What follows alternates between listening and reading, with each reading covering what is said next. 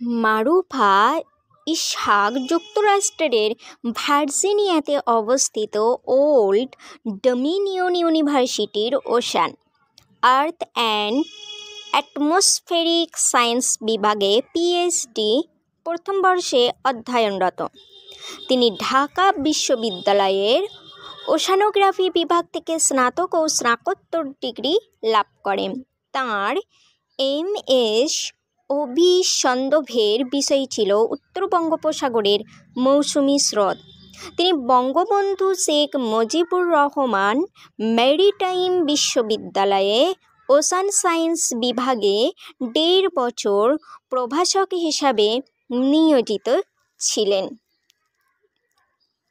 তিনি অল্টিমেট্রি ডেটা নিয়ে পড়াশোনা করেন ফ্রান্সের ল্যাবরেটয়ার দ্য এতুদেস এন জিওফিজিকে এত ওশানোগ্রাফিক স্পেশালেস লেগসে।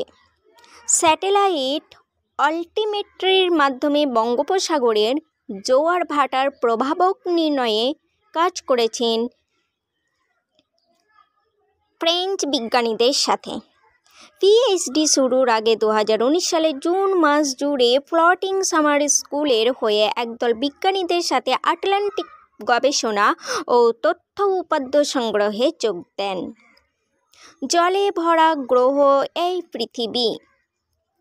ভূপৃষ্ঠে অবস্থিত পানির প্রতিটি কণা কোনো না কোনোভাবে মহাসাগরের গতিবেগ তাপমাত্রার সাথে সম্পর্কিত। সাগর মহাসাগরে ঘটে যাওয়া পরিবর্তনগুলো মানবজাতির ভবিষ্যৎকে দারুণভাবে প্রভাবিত করে। শিগগিরই আমরা পা রাখতে চলেছি জাতিসংঘ ঘোষিত United nation decade of ocean science for sustainable development ২০২১ থেকে ৩০ দশকে। নবীন সমুদ্র বিশেষজ্ঞদের উন্মুক্ত সমুদ্রে প্রশিক্ষণ এবং সেখান থেকে পাওয়া তথ্য বিশ্লেষণের ভিত্তিতে তাঁদের সুপারিশ শোনার সময় এখনই। বিশ্বের ২৩টি দেশের ২৫ জন তরুণ সমুদ্র বিজ্ঞানী গত ২রা জুন থেকে ২৯শে জুন ভেসে বেরিয়েছেন দক্ষিণ ও উত্তর আটলান্টিক মহাসাগরে। দলটি নির্বাচিত হয় বিভিন্ন দেশের প্রায় ৮০০ জন আবেদনকারীর মধ্য থেকে। সঙ্গে ছিলেন নামজাদা সমুদ্র বিজ্ঞানী আর সমুদ্র বিষয়ক গবেষণা প্রতিষ্ঠানের কর্মীরা। জার্মান রিসার্চ আইসব্রেকার জাহাজ আরভি পোলারস্টার্ন দলটি নিয়ে যাত্রা শুরু করেছিল ফকল্যান্ড দ্বীপপুঞ্জ থেকে, শেষ করে জার্মানির ব্রেমার হ্যাভেনে। এই মিশনে পুরো ব্যয় বহন করেছে নিপ্পন ফাউন্ডেশন এবং আটলান্টোস। ফ্লোটিং ট্রেনিং স্কুল হিসাবে পরিচিত এই দলে ছিলেন বাংলাদেশের তরুণ সমুদ্র বিজ্ঞানী মারুফা ইসহাক। এই আটলান্টিক অভিযানে মূল আয়োজক partnership for observation of global ocean Pogo সহযোগী হিসাবে ছিল strategic marine alliance for research and training SMART এবং জার্মানির আলফ্রেড ওয়েগনার ইনস্টিটিউটের AWI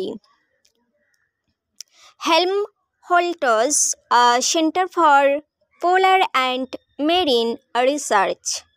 আগামী দিনে সমুদ্র বিজ্ঞানীদের প্রশিক্ষণে এবং জাতিসংঘের টেকসই উন্নয়ন অভিষ্টের ১৩ এবং ১৪ নম্বর লক্ষ্যমাত্রা কৌশলপত্র মেনে আটলান্টিকের সার্বিক অবস্থা নিরূপণই ছিল এই মিশনের মূল উদ্দেশ্য।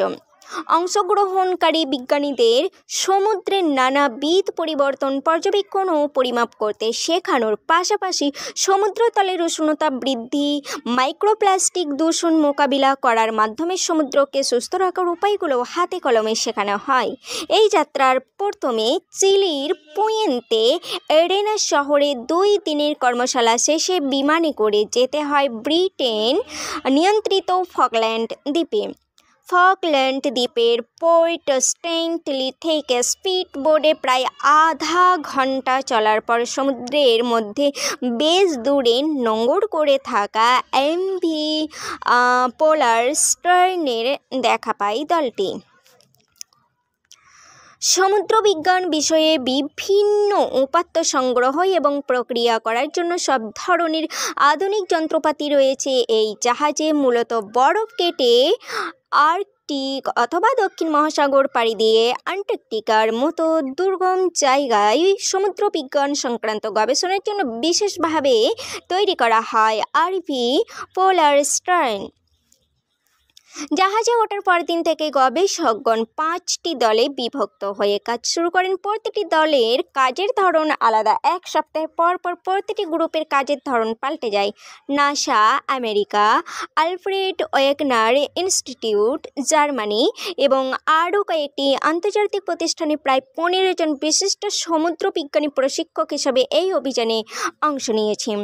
বিভিন্ন যন্ত্রপাতি ব্যবহার করে সমুদ্রবিজ্ঞানের বিভিন্ন উপাত্ত সংগ্রহ, প্রক্রিয়াকরণ এসব নিয়ে রাত দিন প্রশিক্ষণ চলছে। দক্ষিণ থেকে উত্তর আটলান্টিকের তাপমাত্রা, লবণাক্ততা, ক্ষুদ্র জীব, মাইক্রোপ্লাস্টিক সহ বিভিন্ন দূষণ সৃষ্টিকারী পদার্থের ক্রমশ পরিবর্তন পরিমাপ এবং পরিবর্তনের প্যাটার্ন খুঁজে বের করার উদ্দেশ্যে ডেটা সংগ্রহ করা হয়। স্যাটেলাইট থেকে প্রাপ্ত ডেটার সাথে এ সকল তথ্য মিলিয়ে সমুদ্রে বর্তমান অবস্থার একটি সামগ্রিক চিত্র পাওয়া যাবে। যে কোনো বিষয় নিয়ে হুটহাট গুগলে অনুসন্ধান করার কোনো সুযোগ ছিল না। জাহাজে ল্যাবে অনেক কম্পিউটার থাকলে কেবল 2টি কম্পিউটারে ইন্টারনেট ছিল। তবে প্রতি সপ্তাহে অন্তত 2 দিন পৃথিবীর বিভিন্ন দেশের স্কুল কলেজের শিক্ষার্থীদের সঙ্গে গবেষকদের আধা ঘন্টা স্কাইপে আলাপ হয়। সারাদিনে ছোটাছুটি আর কাজের শেষে প্রতিদিন সন্ধ্যা 7:30টায় বিজ্ঞানীদের ব্রিফিং হতো বিশাল একটা হলঘরে। সেখানে কাজের অগ্রগতির ওপর প্রতিটি দলকে প্রেজেন্টেশন দিতে হয়েছে। মারুফা তার অভিজ্ঞতায় লিখেছেন, জাহাজ চলতে শুরু করা মাত্রই বুঝেছিলাম কেন আমাদের এত শারীরিক পরীক্ষা নিরীক্ষার পর আটলান্টিক অভিযানে নামতে হয়েছে। মহাসমুদ্রের তাণ্ডব নৃত্যের সঙ্গে ল্যাপটপ খুলে কাজ করা এবং সমুদ্রে রেলিংয়ের পাশে দাঁড়িয়ে বাতাসের জোরালো ধাক্কা সামলে যন্ত্রপাতি সেট করে উপাত্ত সংগ্রহ করা, এসব কিছু যেন ফিল্ম স্টাইলের অ্যাডভেঞ্চার। কখনো আটলান্টিক থেকে উপাত্ত সংগ্রহের জন্য আমাদের রাত 3টায় উঠতে হয়, কখনো সকাল 7টায়, কখনো দুপুরে বা সন্ধ্যায় ছুটতে হয়। চূড়ান্ত শারীরিক সক্ষমতা দরকার হয় তাতে। জাহাজের ডেকে কাজের সময় কখনো দেখা হয় সাদা উড়ুক্কু মাছের ফ্লাইং ফিশ সঙ্গে, কখনো অতি সামুদ্রিক কচ্ছপ আমাদের যন্ত্রপাতির পাশ দিয়ে সাঁতার কেটে যায়। পুরো যাত্রার মধ্যে কয়েকবার টাইম জোন পরিবর্তন হওয়ায় আমাদেরও কয়েক দফা ঘড়ির সময় বদলাতে হয়েছে। Partnership for observation of global ocean Pogo বছরের বিভিন্ন সময় স্বল্পমেয়াদী বিভিন্ন প্রশিক্ষণের আয়োজন করে। আগামী 29 অক্টোবর থেকে 20 নভেম্বর পর্যন্ত তারা নর্থ আটলান্টিকে আরেকটি গবেষণা কর্মসূচি আয়োজন করেছে। কর্মসূচিতে যোগ দিতে তারা আগ্রহী নবীন গবেষকদের